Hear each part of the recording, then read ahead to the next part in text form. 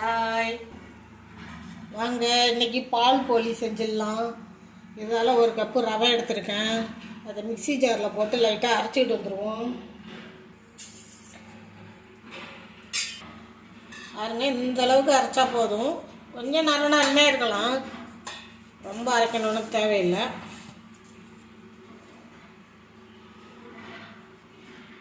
கொஞ்சமாக உப்பு போட்டுக்கலாம்.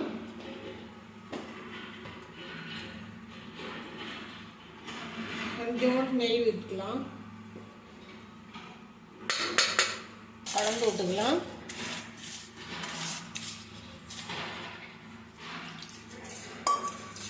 தண்ணி தெளித்து பிசைஞ்சிக்கலாம்.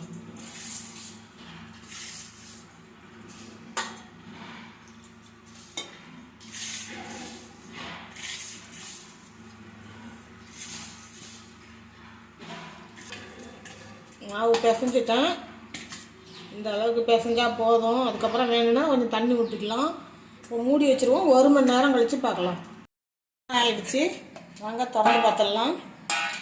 பாருங்கள், மாவு கொஞ்சம் சாஃப்டாக வந்துருக்குது. இதை இன்னும் கொஞ்சம் நல்லா பிசைஞ்சிக்கலாம்.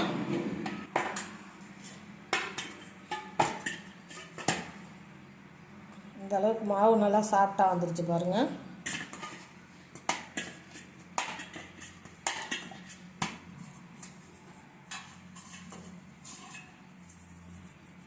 சின்ன சின்ன உருண்டையாக உருட்டிக்கலாம். ஊற்றிட்டு காட்டுவோம். எண்ணெய் காய வச்சுருக்கேன், காயட்டும். அதுக்குள்ளே ஒரு 5-6 முந்திரி பருப்பு, ஒரு 5-6 பாதாம் பருப்பும் தோல் உரிச்சிட்டு போட்டு வச்சுருக்கிறேன். இதை கொஞ்சோண்டு அரைச்சிட்டு வந்துடுவோம். பேஸ்ட்டாக அரைச்சிட்டு வந்துடுவோம். சரி, எண்ணெய் காஞ்சிட்டு இப்போ பூரியை போட்டு எடுத்துக்கலாம்.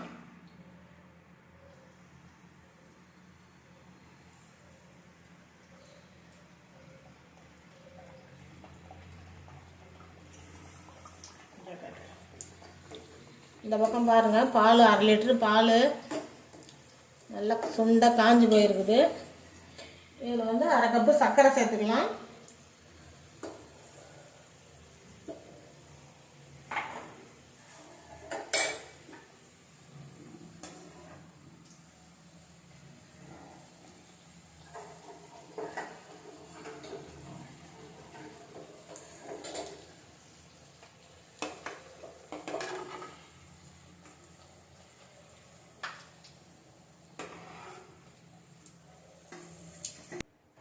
இதில் அரைச்சி வச்ச முந்திரி பருப்பும் பாதாமும் கலந்துக்கலாம். வாசனைக்கு ஏலக்காய் பொடி போட்டுக்கலாம்.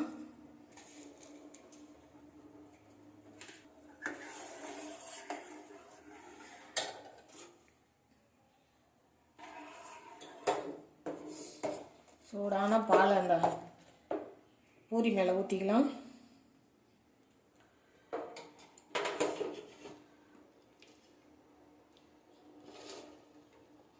உங்கள்கிட்ட இருக்கிற நட்ஸு இது மேலே எது இருக்கோ அது போட்டுக்குங்க. வாங்க, சுவையான பால் பூரி ரெடி ஆகிடுச்சு. வாங்க எப்படி இருக்குன்னு.